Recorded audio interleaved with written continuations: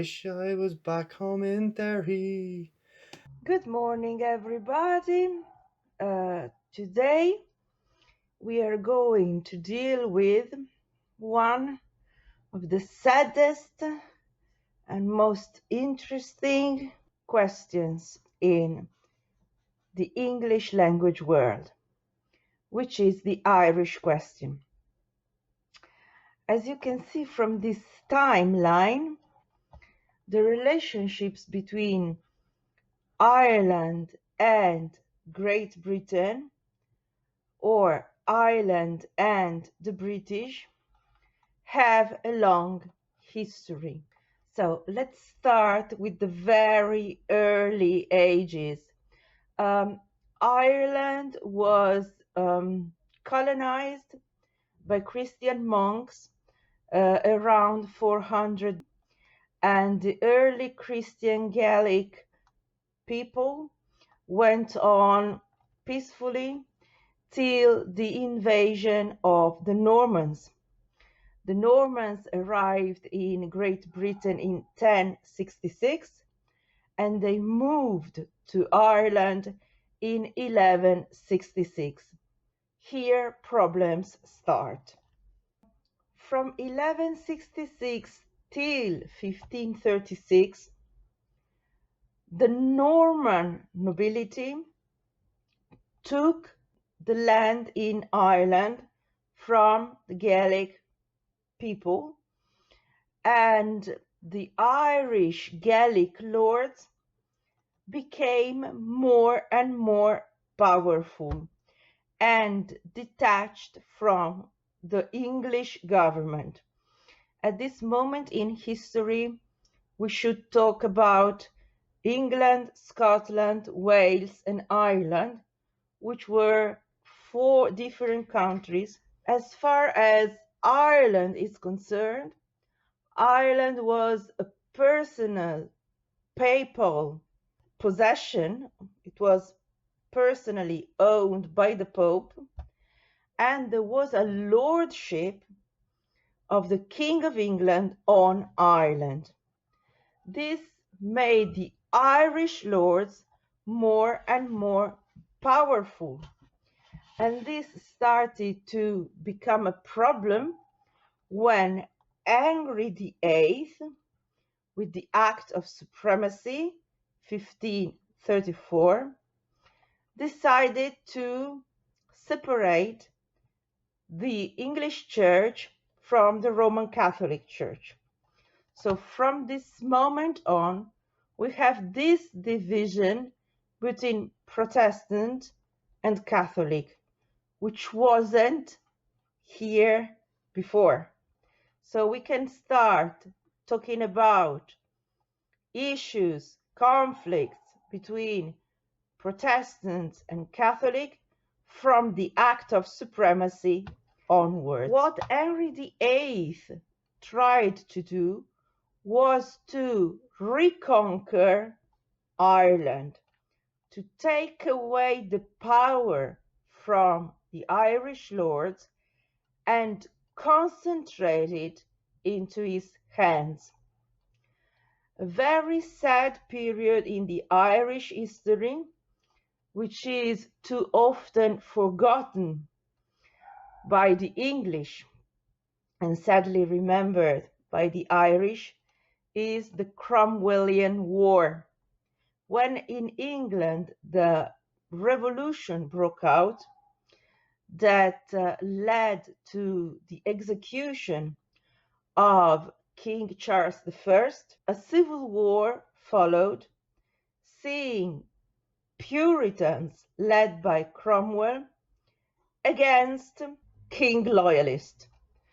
This war was particularly bloody and violent in Ireland, and it went on from 1649 to 1653. In 1688, there was the Glorious Revolution in England. It meant that after the restoration of Charles II, the nobility in England understood that James II was Catholic and didn't want to leave their privileges.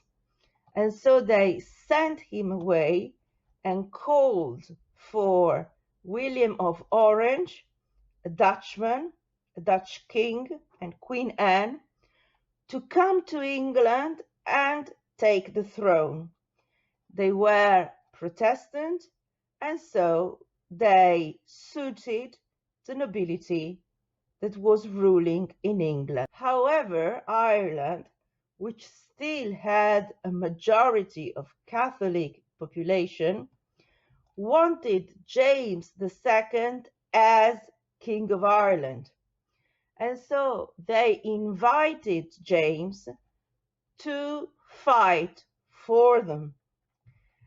Another war broke out, the one between the Orangemen, the military that supported William of Orange, the Dutch Protestant King of England, and the Catholic that supported James II, former King of England, who had been sent away because he was Catholic. They had a conflict, a battle, a showdown. They faced one another in 1690 at the Battle of the Boyne, and William of Orange won. That meant that the Catholic lost many of their rights, such as the right to vote and the right of owning land. So no Catholic had the right to buy land. So from this moment on, 1690 till very recently, Catholics in Ireland were deprived of civil and political rights. In 1803 we sailed out to sea, out from the sweet town of Derry. Good. Now let's have a look at what happens in the 19th century. This is the period in which the Irish question develops its true colors.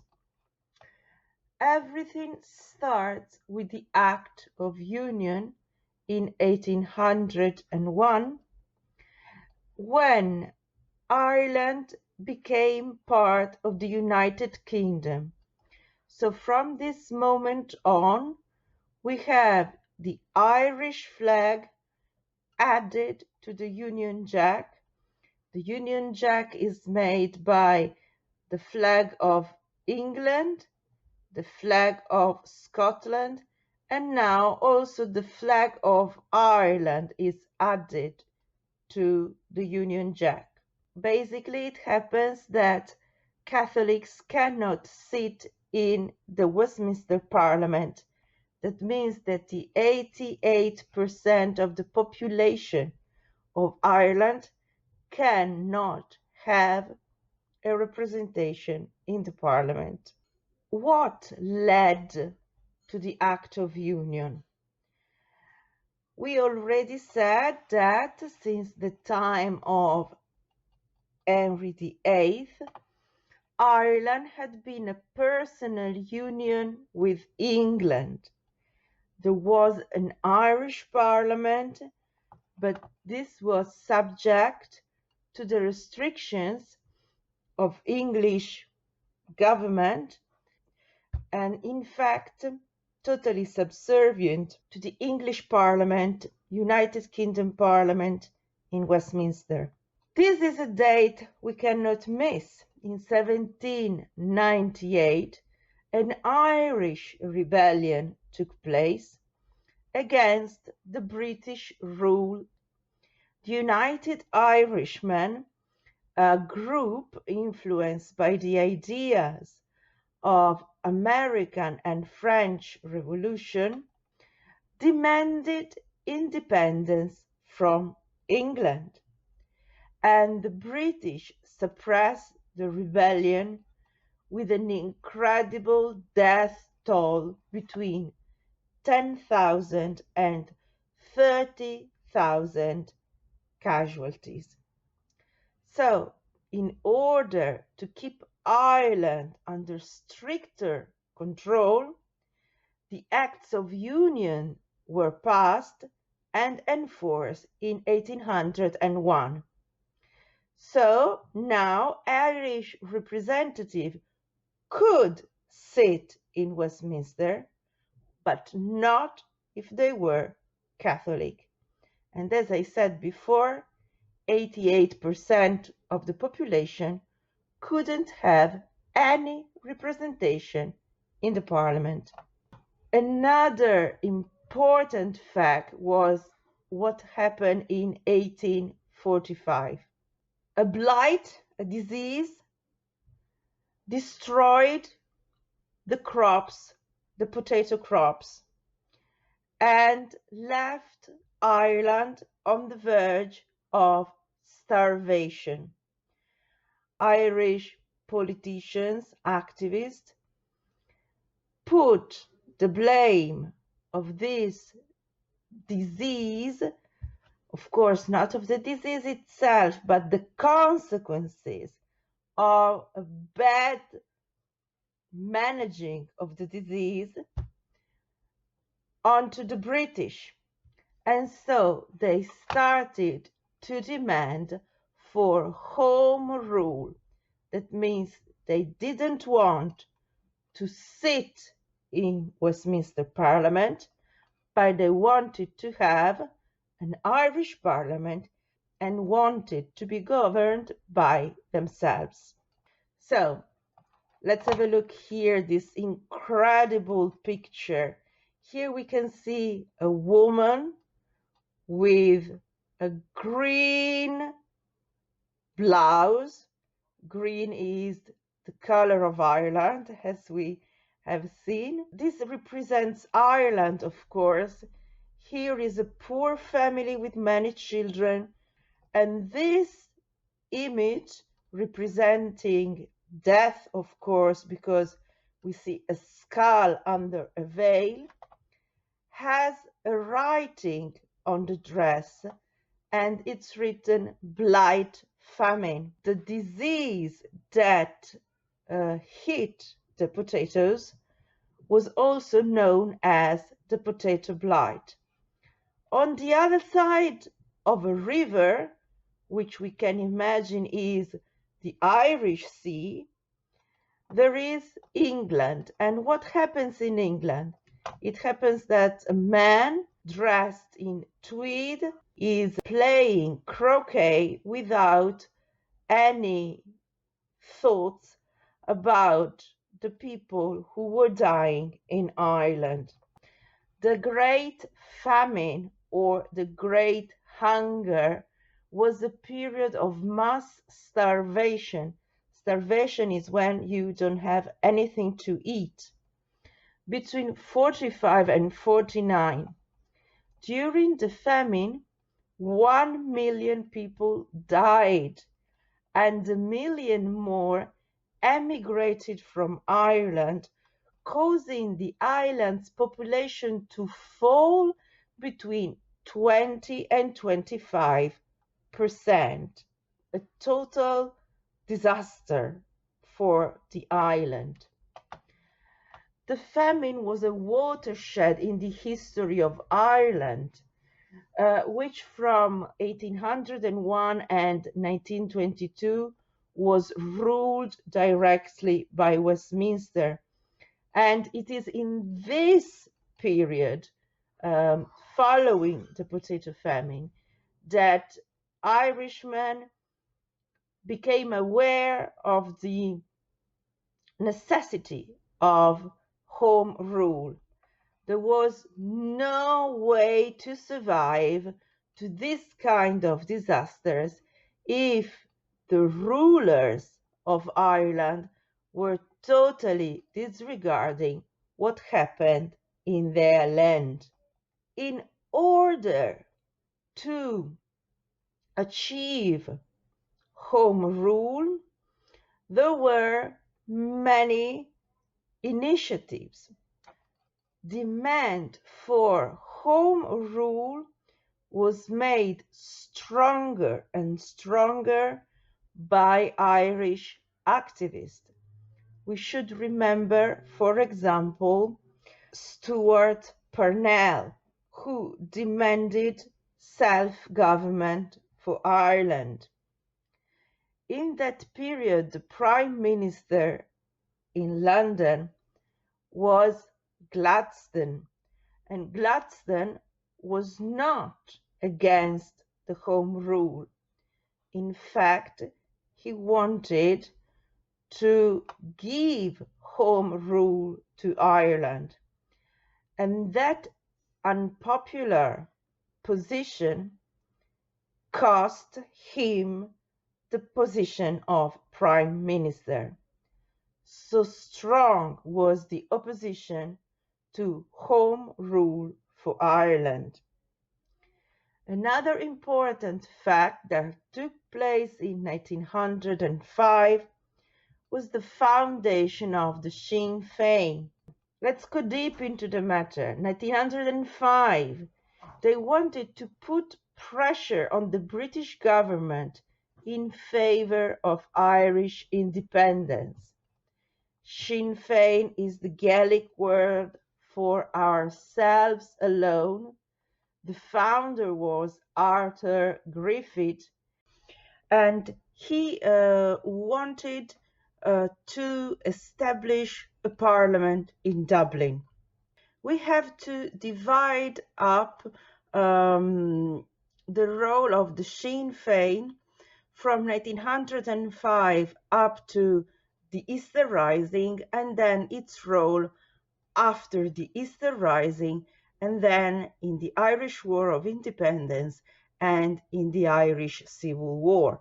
For the time being, let's keep in mind that from 1905, an Irish National Party had been founded by Arthur Griffith. And now let's go to the most complicated situation about Ireland between the two world wars. We have these dates to bear in mind. 1916, that means still during the First World War, there was the Easter Rising. From 1919 to 1921, the Irish War of Independence, which resulted in the Anglo-Irish Treaty, which divided Ireland in the Irish Free State in the south and the Ulster or Northern Ireland in the north. Some Irishmen accepted the treaty, some others didn't, and so a civil war followed from 1922 and 1923. Now let's have a look at what the Easter Rising was. The Easter Rising was an armed insurrection whose purpose was to put end to British rule in England, and the rebellion started on Easter Monday, 1916, and this inspired also the poem by W.B. Yeats, Easter 1916. The uprising was planned to take advantage of Britain's weakness due to the First World War. And in fact, the Irish expected a British defeat during the First World War. And they hoped that this would bring independence to Ireland. The Irish were given logistic and military assistance by the German High Command. About 700 Republicans began the rebellion, seizing key points in Dublin, the most important one being the General Post Office, the GPO. The rebellion went on for 6 days. It was organized by a military command, which was led by James Pearce and James Connolly, among others. Many people died on the spot. Many others were arrested and executed by firing squad later, but each and every one of them became a symbol for Irish independence. England responded with exceptional force, sending thousands of soldiers, the artillery, even a gunboat, and peace, calm was restored after 6 days. On Saturday, the 29th of 1916, Pearce surrendered to the British, and the casualties included 300 people, 60 rebels, and 180 British troops. A formal inquiry by the British authorities followed, and a total of 3,000 people were arrested, mainly part of the Sinn Féin, which was wrongly believed to have been the leader of the insurrection, which didn't prove true. 200 death sentences were issued, but 15 people in total were executed. In the 1918 election, the Sinn Féin party won nearly all the seats except in Ulster, but instead of going to Westminster, they set up an Irish parliament in Dublin called the Dáil, and they once more proclaimed an Irish republic. In 1919, the Irish Volunteers became the IRA, the Irish Republican Army, and prepared for war, which began during Easter 1920. The war was only ended with the establishment of the Irish Free State in 1921 under the leadership of Eamon de Valera as a dominion of the empire, while the 6 counties of Ulster remained part of the United Kingdom, with their own parliament in Belfast. This partition of the country led to future violence and the tragic events of the 60s and 70s, which are known with the name the Troubles. It was only in 1948 that the official Republic of Ireland Act put an end to Commonwealth membership of the Irish Free State with the United Kingdom. In 1803 we sailed out to sea, out from the sweet town of Derry. For Australia bound, if we didn't all drown, and the marks of our feathers we carried. In our rusty iron chains we sighed for our wains, our good woman we left in sorrow. As the mainsails unfurled, our courses we whirled on the English and thoughts of tomorrow. Oh, I wish I was back home in Derry. Oh, I wish I was back home in Derry. At the mouth of the foyle bid farewell to the soil, as down below decks we were lying.